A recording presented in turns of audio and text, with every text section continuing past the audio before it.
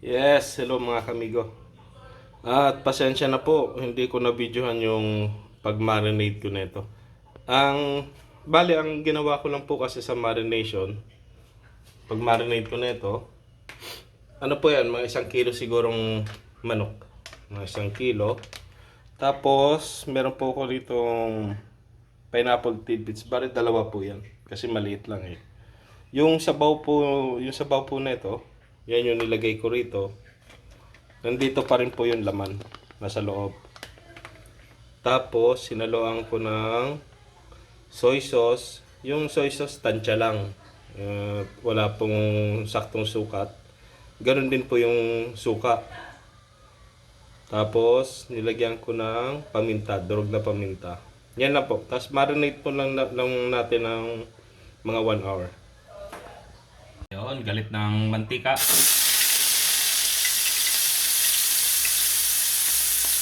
Bale, isisir muna natin ito.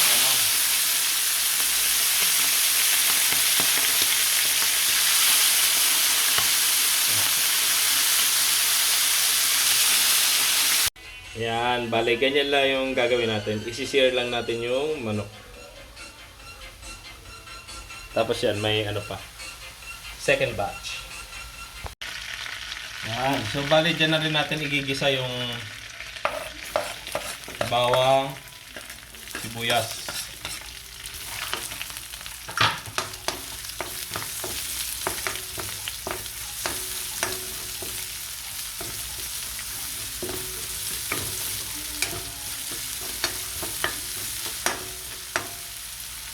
Yan, pag okay na yung ginigisa natin, ibabalik natin yung chicken.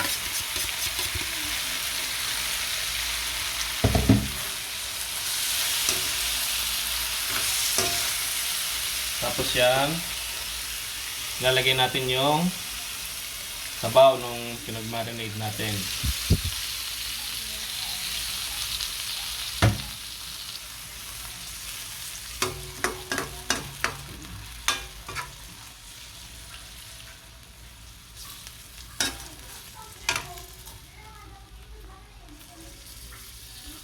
Tapos lagyan natin ng kaunting tubig lang.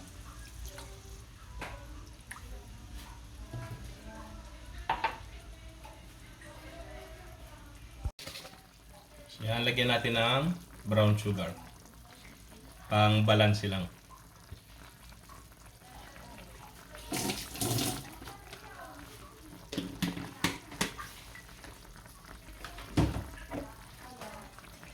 Tapos yan, antay lang natin na ma-reduce natin yung sabaw niya.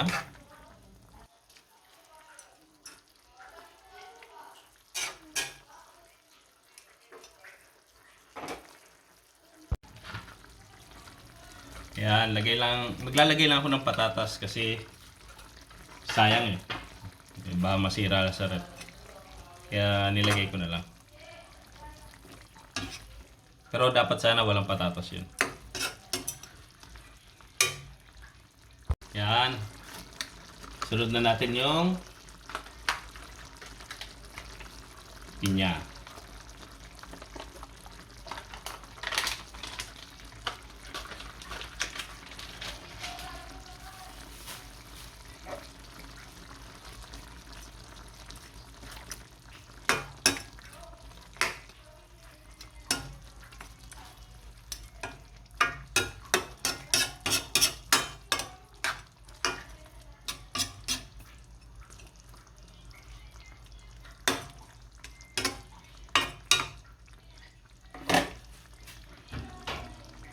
Pero dito, tatakpan na natin. Yan. Yan, may nakalimutan tayo mga kamigo. Laurel. Yun. Ika nga, it's better late than never. Yo. Kaya pang ihabol yan.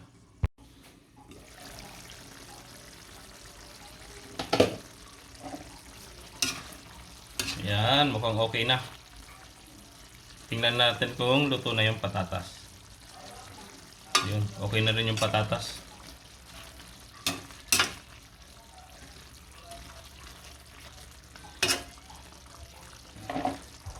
Yan. Luto na ang ating adobong manok sa pinya.